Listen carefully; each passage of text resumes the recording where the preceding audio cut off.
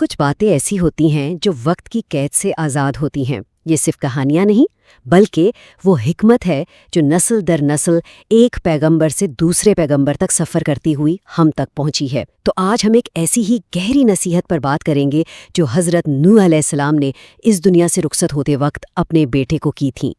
ذرا سوچئے، جب ایک پیغمبر اپنی زندگی کا نچوڑ چند آخری الفاظ میں دے رہا ہو تو وہ کیا ہوگا؟ یہ سوال اپنے آپ میں بہت اہم ہے، اور اس کا جواب ہمیں ایمان کی دو سب سے مضبوط بنیادوں اور دو سب سے بڑی کمزوریوں کے بارے میں بتاتا ہے۔ آئیے دیکھتے ہیں کہ ان آخری لمحات میں کون سی لازوال حکمت منتقل کی گئی۔ حضرت نوح کی نصیحت کی خوبصورتی اس کے توازن میں ہے۔ بالکل واضح، 2 کام کرنے ہیں اور 2 کاموں سے بچنا ہے۔ یہ ساخت خود ہمیں سکھاتی ہے کہ ایک اچھی زندگی اچھے کاموں کو اپنانے اور برے کاموں سے بچنے کا ہی نام ہے۔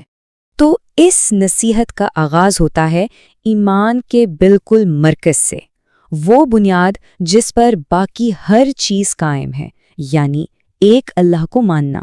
یہ صرف چند الفاظ نہیں ہیں، یہ کائنات کی سب سے بڑی حقیقت کا اعلان ہے۔ یہ ایک عہد ہے کہ ہماری سوچ، ہمارے فیصلے اور ہمارے عمل، ان سب کا مرکز صرف اور صرف اللہ کی ذات ہوگی۔ اچھا، اس کلمے کی اہمیت کتنی ہے؟ اسے سمجھانے کے لیے حضرت نوح نے ایک حیران انگیز مثال دی۔ انہوں نے کہا، یوں سمجھیں کہ ایک بہت بڑا ترازو ہے۔ اگر اس کے ایک پلڑے میں 7 آسمان اور زمینیں رکھ دی جائیں اور دوسرے میں صرف لا الہ الا اللہ، تو کلمے والا پلڑا بھاری ہو جائے گا۔ سوچیں، اس اقرار کا روحانی وزن کتنا زیادہ ہے۔ اور اس کی طاقت کا ایک اور پہلو بھی ہے۔ وہ کہتے ہیں کہ اگر یہ پوری کائنات ایک ٹھوس بند چیز بھی بن جائے، تب بھی یہ کلمہ اسے چیر کر اللہ تک پہنچنے کی طاقت رکھتا ہے۔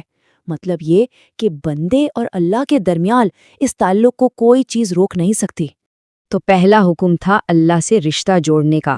اب دوسرا حکم ہے کہ اس رشتے کو ہر لمحہ کیسے زندہ رکھا جائے، اسے کیسے پروان چڑھایا جائے۔ تسبیح کا مطلب ہے اللہ کو ہر کمزوری سے پاک ماننا اور اس کی حمد کے ساتھ اس کی عظمت کو تسلیم کرنا۔ یہ ایک ایسا عمل ہے جو انسان کو مسلسل اپنی حقیقت اور اپنے رب کی بڑائی یاد دلاتا رہتا ہے۔ اور یہاں ایک بہت گہرا راز سامنے آتا ہے۔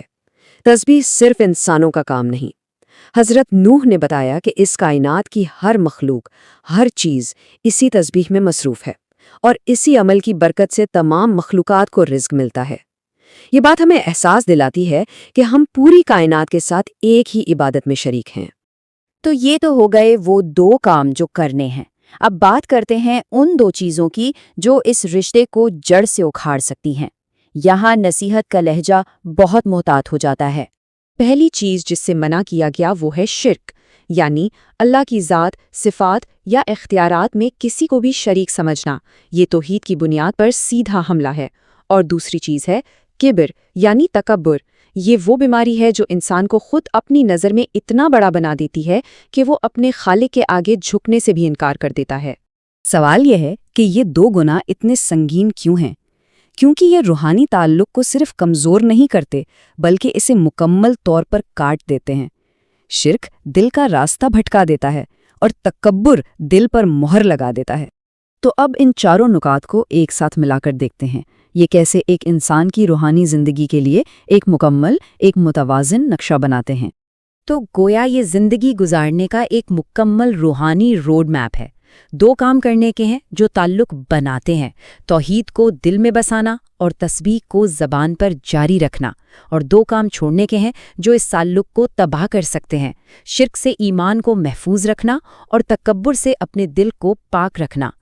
اس نصیحت کی اصل خوبصورتی یہی ہے، اس کا ایک حصہ تعمیر کا ہے اور دوسرا دفاع کا۔ یہ صرف یہ نہیں بتاتی کہ کیا حاصل کرنا ہے، بلکہ یہ بھی سکھاتی ہے کہ جو حاصل ہو چکا ہے اس کی حفاظت کیسے کرنی ہے۔ اور آخر میں یہ سوال ہم سب کے لیے ہے، ہزاروں سال پہلے کی گئی یہ وصیت آج کی اس جدید دنیا میں ہمارے لیے کیا معنی رکھتی ہے؟ شاید اس کا جواب اس کی سادگی میں ہی ہے۔ اپنے رب سے جڑ جاؤ اور ہر اس چیز سے بچو جو اس سے دور کر دے۔